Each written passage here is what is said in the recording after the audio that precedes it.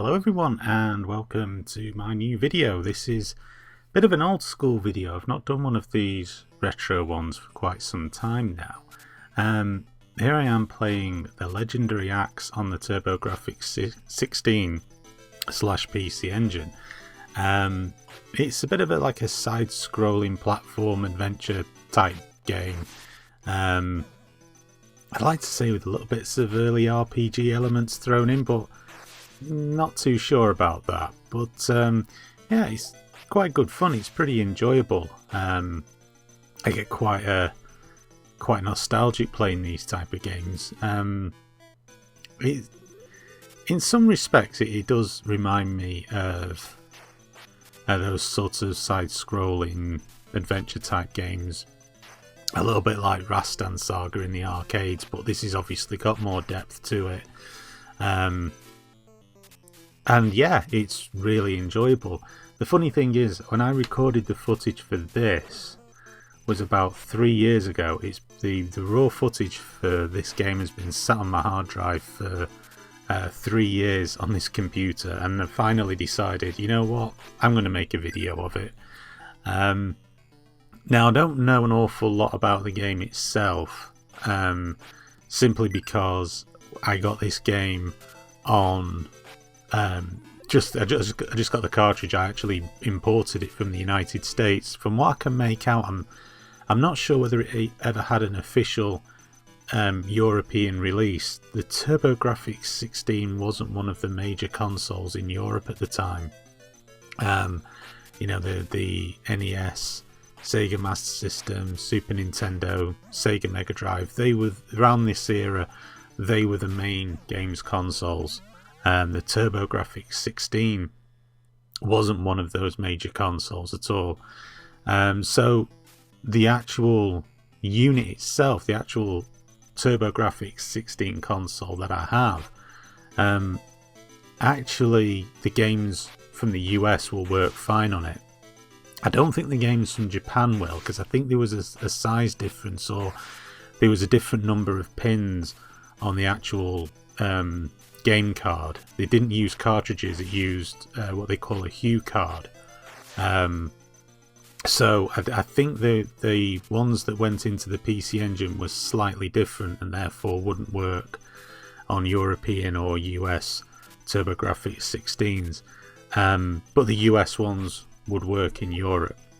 But anyway, yeah, I really enjoyed this game. It's this nice variety to it. You're not going to see much in the way of variety here, because in my playthrough I really didn't do a very good job, and you know, this isn't a review of the game by any stretch of the imagination. It's just, you know, my thoughts on playing the game.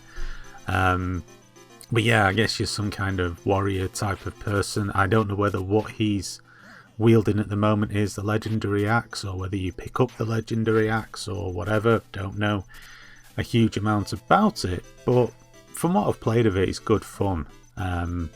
This spider, I don't even know if it's a boss battle. It probably isn't, but it was driving me mad. It's one of these ones where you got to learn the attack patterns, and in between the attacks, attack it, and then bits of it will fall off, I guess. But as you can see, it wasn't doing very well. It's funny going back to playing a lot of old games after you've been playing more modern games for a while. It's amazing how quickly you sort of learn the conventions of playing old video games. You know, today, you know, so many video games today, a lot of them are virtually one big tutorial from the beginning of the end to the end of the game. The beginning of the game to the end of the game. They're virtually, these days, they're just one big tutorial. There's always things, press this button to go here, press that button to go there, and sometimes it can be quite patronising. Though I do know why they do it. I mean, the Turbo Grafx 16 pad has a D-pad and 2 buttons, and you know, that's pretty much it for game controls. Sometimes they would implement maybe the pause button or the start button, you know, where you'd hold a button and press a direction on the D-pad to initiate some special moves, but by and large, due to the simplistic nature of the control pad, a lot of the games, the control systems were quite simple and straightforward. You know, on the old 8-bit computers, and even on the 16-bit computers like the Commodore Amiga, they had one fire button. So quite often you would combine the joystick fire button with the keyboard, which wasn't always the easiest of things to do, or the most intuitive thing to do.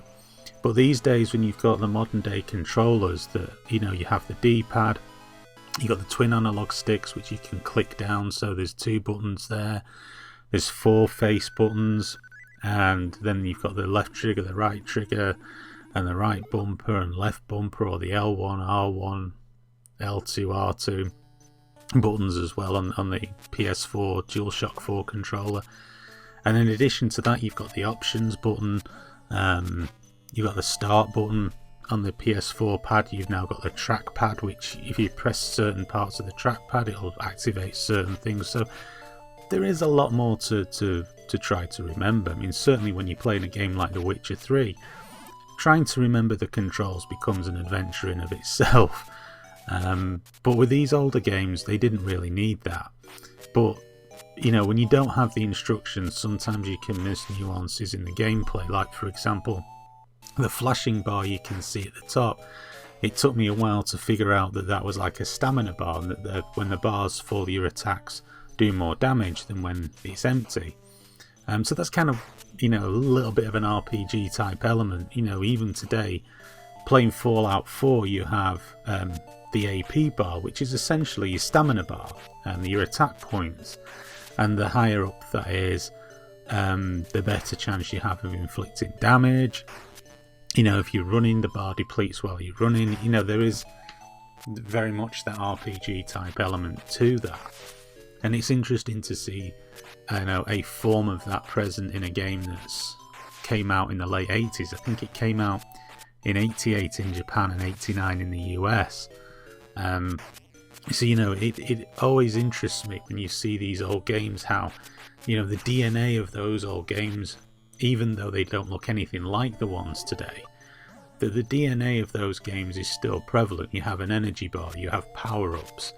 You know, these are all the things that you don't think about now when you play a game. You know, these are things which, you know, came about a number of years ago, and people just took them for granted. And we take them for granted now, but it's interesting. This bit reminds me of Rastan, jumping on this rope thing here. There's a bit in Rastan Saga where you go into the castle, and in the arcades I could do it, but on the Commodore 64, because the bloody graphics in that bit were so jerky, it was really hard to jump on this rope thing. But yeah, quickly going back to this now, it's well worth checking out. If you have a Turbo Grafx 16 and don't have this game, I really enjoy it. I think it's one of the better games for it. And yeah, that's pretty much it. Just a quick video showing this off. So thank you for watching, and stay tuned for more videos to come.